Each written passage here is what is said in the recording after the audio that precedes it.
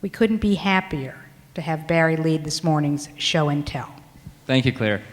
And I am really excited to get to, when I was asked to moderate this panel, because I don't know about you, but when I was in school, I loved show and tell. That was always one of my favorite times. You never knew what was going to happen, and if you didn't like one thing you saw, you knew something cool was coming up next, right? And we have four fantastic items or products or communities. You can see a bunch of them from some amazing people. And essentially, each person's going to have a few minutes to talk about and present what they're working on, show us some elements of it, the stuff they want to share with us, and then hopefully we'll have some time for Q&A afterwards. But just to introduce it, I want to introduce all of them. I just wanted to spend a moment and talk about this idea of sandbox. I think it's a really interesting frame, right? It doesn't describe an action, play specifically, but a location. And the sandbox is this interesting balance, right? They're usually in an institution where there's some kind of adult authority, so you have this kind of public authority there. But at the same time, there's a lot of personal autonomy and freedom within that space. And I think that's an interesting frame for thinking about what's emerging with this new kind of digital sandbox. And there's some similarities and differences. As we move into the new digital sandbox, which is this essentially an expanded public sphere, there are perils and there's also opportunities. We have adults that continue to be involved. We have some adults that are benign, some that are beneficial, who are designing spaces for learning or to support young people to have their voices. But we also have the predatory, as we all know, both sexual predatory and commercial. At the same time, we have the opportunities that come with a much larger expanded public sphere for young people and the opportunities that are there. We have, for example, in Teen Second Life, the largest youth-run, US-backed economy run by youth in the world. We had just last week in Habbo Hotel. Habbo Hotel, if you're not familiar, is a virtual world all around the world with over 100 million young people. They had what they billed as the largest peace rally ever held. Not youth rally, but of all people. And I also know a young person, for example, in Mexico City, who regularly puts videos on YouTube that get traffic that I wish we can get as an organization. And all she's doing is being part of a subculture that cares about gymnastics. She films the gymnastics and she puts them online and gets regularly 50, 60, 70,000 viewers. So these larger numbers are creating remarkable opportunities for learning and civic engagement. So what are we going to do during the show and tell? You're going to meet some adults who are designing and running these digital playgrounds, and also learn more about the opportunities for civic engagement and self-expression that they afford. We're going to start with Scott, I should have asked, Scott Arpajian, am I pronouncing it right? Scott. And Scott is a co-founder of Dizzywood, a virtual world for kids ages 8 to 12 that focuses on active learning and collaborative play.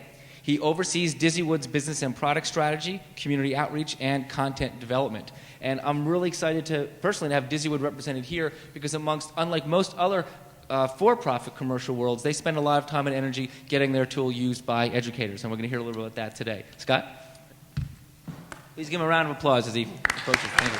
A warm welcome, Scott. Thank you, Scott. Great. Well, thank you. It's great to be here. Just a little bit about Dizzywood to jump right in. You know, we saw when we started that kids have just an amazing amount of choices out there on the web, and I think a statistic that has been repeated several times today is there's going to be about 150 virtual worlds for kids in this age range in the coming months, and so that's something to think about. There probably will not be 150 that survive over the years. And really, what we saw is that even though there are a lot of choices, very few deliver kind of depth of experience. And that's something that we really wanted to solve. And it's great to hear this repeated over and over again today, is the focus has to be on fun. And when we set out to do this, we thought first and foremost of ourselves as an entertainment company and building an entertaining and engaging product for kids above everything else. But we also wanted to do something that parents and, as later, as Barry alluded to and we'll talk about it, teachers could get behind. So really what we're doing is we're creating a virtual world that's focused on imagination, discovery, exploration, and fun. And really, if you could boil it down to one key philosophy, it's around the notion of collaborative play. So I thought rather than just talk about it, I would show you just a quick little video and describe what's going on and how we've addressed it. So Dizzywood, again, it's a 3D world. It's all done with a hand-drawn 2D look and feel. You can see that we use a lot of 3D technology in a live virtual world. It's completely safe and secure. It's all, again, focused on kids 8 to 12. But a key thing is based on what kids can do. So here you're seeing an example of kids working together. This is an archaeology dig in one of our areas called Explorers Camp. Key thing is that kids learn that they can do things like go in archaeology digs or grow plants. They can do it by themselves, but when they team up and work with other kids, the rewards come much faster. Another key theme is empowerment. So this is an example of how you can find little tricks to scenery that's in the world. In this case, they charged up a cannon, and that takes them to a whole secret area. It's not advertised. It's not in the instruction manuals. Kids have to teach each other about it. We have a very big focus on customization. That's incredibly important. And whereas a lot of worlds try to do the customization before you get in, we put all the customization in the experience itself. So kids can sort of customize their own appearance, their play spaces. This is in a home area where you can change objects, move them around, change the size, and work together. I want to draw your attention to this. If you look in the corner, this is a group of kids who actually just dressed up entirely in red. There was no rhyme or reason to it, and Senator Joe McCarthy 50 years may have had something to say about it. But for us, that's the kind of thing we really celebrate. Kids just kind of self-direct and create their own experiences out of just really a canvas that we've provided them. And again, that's really the key point that we're going after, is that kids can really kind of take advantage and really create their own stories. This is just an example you're seeing of kids kind of communicating through emotes. They're able to kind of send high fives, cake, all kinds of things, and then just really explore. And again, the idea around Dizzywood is that it's vast. We have many, many areas, but we've left them in a way that we consider more of a backstory. There's a lot of information there, but kids kind of take it upon their own to really get out there, explore, and do their own thing. So I want to talk a little bit, just in the time allotted, about something that came out of this, which is a really interesting experiment for us that we did recently, which was started to think about taking Dizzywood into the classroom. And what happened is a principal at a local school had a problem with kids bullying each other, brought us in and said, hey, can you use this, this philosophy and this sort of basic open environment to essentially teach kids good digital citizenship? I don't want to take too much time, so I'll kind of go very quickly through these. But it was really designed around preparing kids for global citizenship and then using the game mechanic to really find something that was fun and engaging for students so that they would learn through play in the classroom and then really kind of use those experiences that would lead to discussion in the class, and that's kind of what we did. So we did a very quick 6-week pilot program that brought Dizzywood into a 5th grade classroom in Marin County in California. And we designed it to be highly interactive. We actually decided to reinforce existing curriculum. So we worked with the teachers, with the principal, and the staff to use Dizzywood again more as a tool or a canvas and just let the kids in the classroom run wild. Really how it worked out is that they spent most of the time just playing in World, and then we would work with them on discussions and more structured and architected activities to kind of allow them to discuss what they discovered in there, how they interacted, how they were able to work together using teamwork and cooperation. And that is it. So thank you. Thank you, Mike. Before you sit down, let me just throw one question at you. And while I'm doing that, let me ask Mike to come on up while I ask Scott a question, so you can be at the podium. So Scott, tell us, how did you ever convince educational institutions, many of which are wary about who gets to access young people, that you're going to provide a safe space for them? Yeah, well, that's a really key challenge out there. What we did is a pilot program. So we were fortunate in that they approached us. So this was the very quick version of the story is that the principal had an email list. It was a list that a student had sent out to the entire school. And it was the boys who were hot, actually, the boys who were super hot, the boys who were hot, and then the boys who were not so hot. And that, obviously created a big problem. And so she approached us that we have this problem where kids haven't quite learned about behavior and how to conduct themselves in a digital world, that it opens up so many opportunities but also problems. And so for us it was easy. They came in and looked to us to help provide a solution. But there's definitely I think a key thing that virtual worlds and a lot of other sites like us have to do, which is sort of gain acceptance in the classroom. There are a lot of barriers there, both from teachers and parents. Thank you, Scott. All right, thanks. Up next in our show and tell is Mike Nakamura. Mike's life dream, he says, if you haven't read his bio yet, was to play shortstop in the major leagues. Unfortunately, he didn't achieve those dreams, but that benefited all of us, and he's here today to talk about his newest product, Huruhumi, which is designed to encourage self-discovery and social skills by using technology to spur real-life interaction amongst tweens and teens. Mike, okay, take it well, away. I'm not sure if it's nice to be up here with entrepreneurs, and I can tell them we're all entrepreneurs because the little notes that we have are all different than all the typewritten ones that I saw earlier. We've got these little, so I'm a toy inventor, creator, entrepreneur, and looking at this whole web world with online virtual worlds, there's so much going on there. I can't say I'm a big proponent of it, and I can't say I'm an opponent of it. It's all good if it's used properly and for education. But we tried to look at creating a product that maybe brought kids back a little bit away from the computer screen. Now, over time, we may interact with the computer screen with this product, but try to get them away from the computer screen a little bit, get them talking face to face. And so what we came up with is this, we created this product called Whoruhumi, which stands for Who Are You, Who Am I? And I'll show a little video clip here. Oh, this is Veronica. She's the class president. What's her name? Veronica. She's the class president. She's the class president. See if I can get this to work.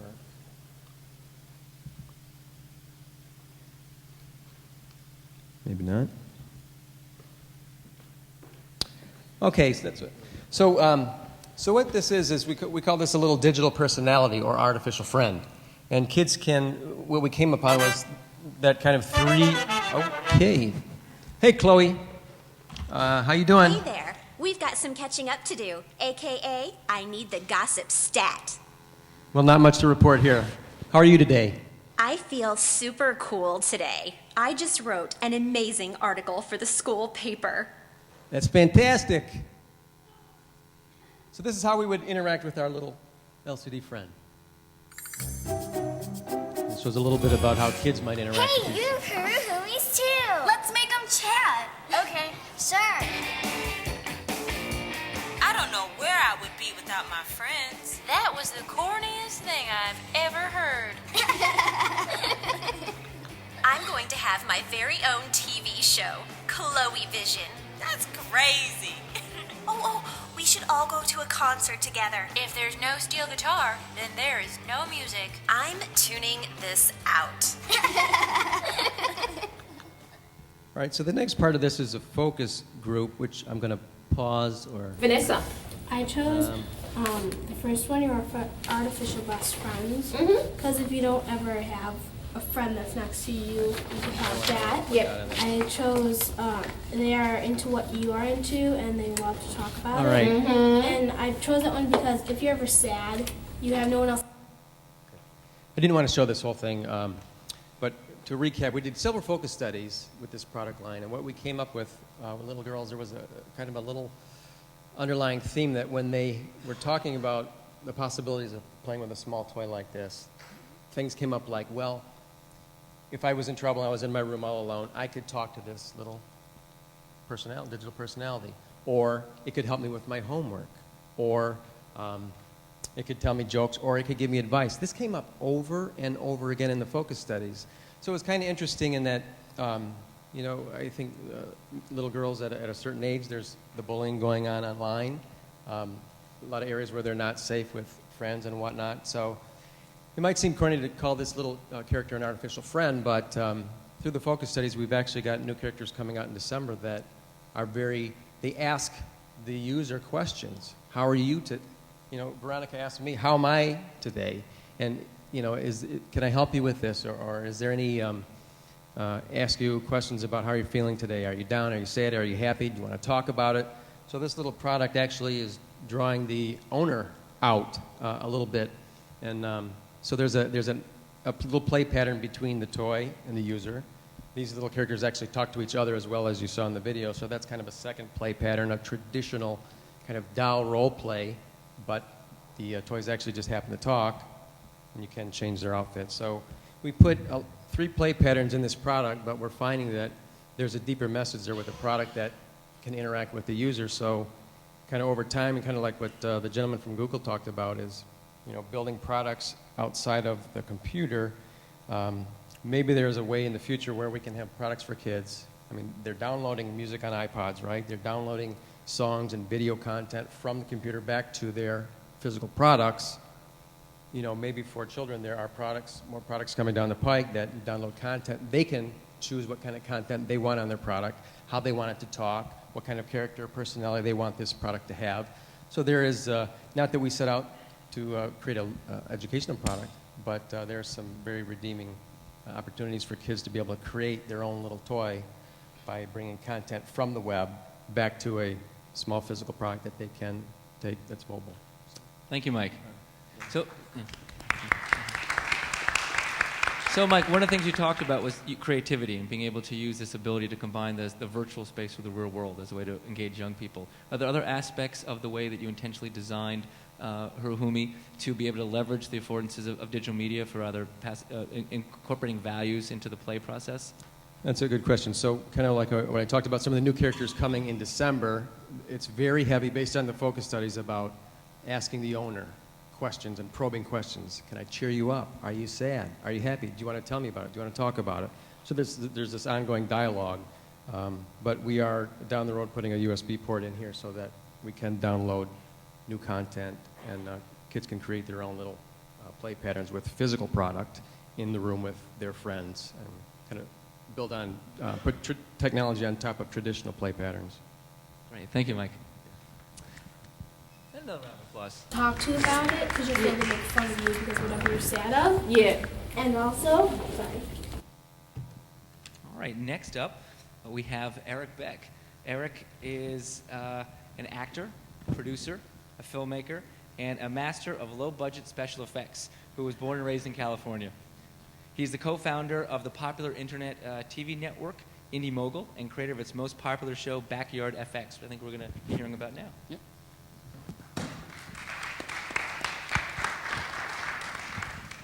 Hey everyone, I'm glad to be here.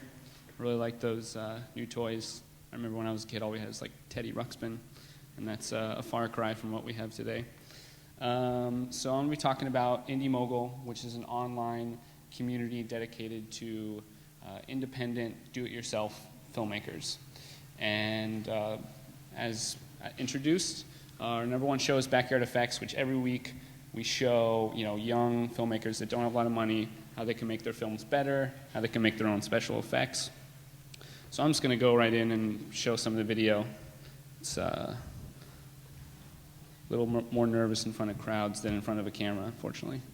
Let's see what we got. So I won't show the whole thing, but basically what this is about is we showed them how to make a rain machine so you can create movie rain in your film for, I think it was like $40 for this. Oh, there he is. This week on Backyard Effects, we're going to show you how to make it rain. Oh, geez. We'll figure it out. We'll get there.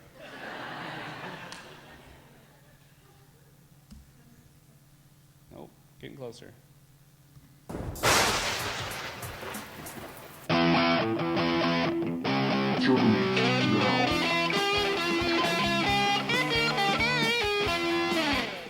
This is Kieran from No Guru Films. I'm doing my masters, and one of the things I need for this is a great, inexpensive rain machine.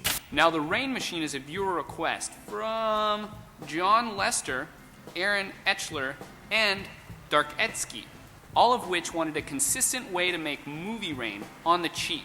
Now, to see how cheap, let's have Gary spin the wheel of prosperity. Getting dizzy. $50. Now earlier I said movie rain instead of regular rain on purpose. Now movie rain needs to have bigger and fatter droplets, otherwise the camera won't pick it up. Don't believe me? Next time it's real raining, grab your video camera and find out for yourself. Shopping list. A 50-foot garden hose, miscellaneous hose fittings, some cheap wood for the frame, zip ties, 4 eye bolts, and a rope. It's the basic setup for the rain machine. So here's where we actually break down and teach them how to make it. We're going to make a big X. Now we're going to reinforce this with smaller pieces of wood, like so. Next, we're going to add 4 eye bolts here, here, here, and we always have After detailed that comes the text hose, which we're going to plans coil around the frame that we just built. Now zip tie the hose to our wooden frame, and then go along the hose and drill a hole in the top every 4 inches. The last step is to cap one end of the hose and add a valve to the other. There will be a test Super after time this. lapse.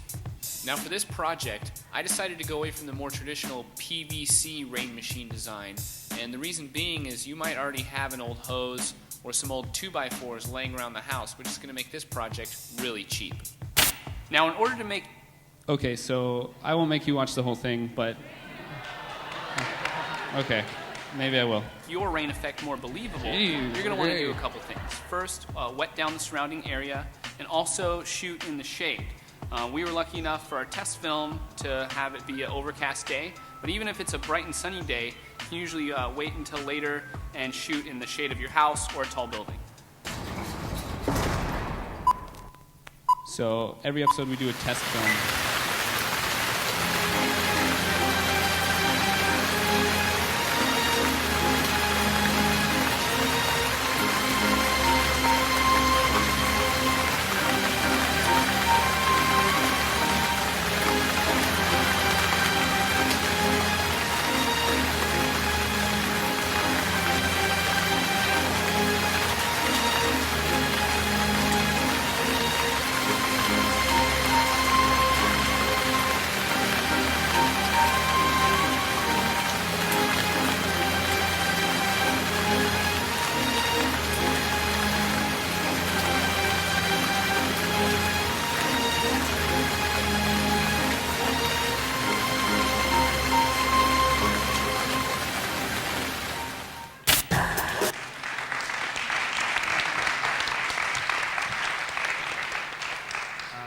So that's pretty much how the show breaks down.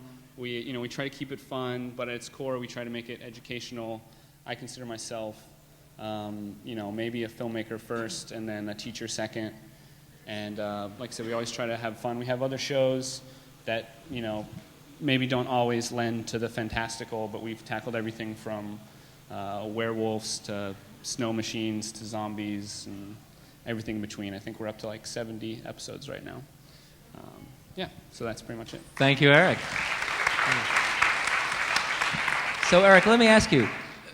In many ways, you're setting up not necessarily, I guess one could say an institution, right? But where one chooses to lead their own education, right? In a formal way. How can people who are in more formalized educational settings take advantage of not just what you're doing, but this whole emergence of the ability that digital media often offers young people to be able to direct their own learning?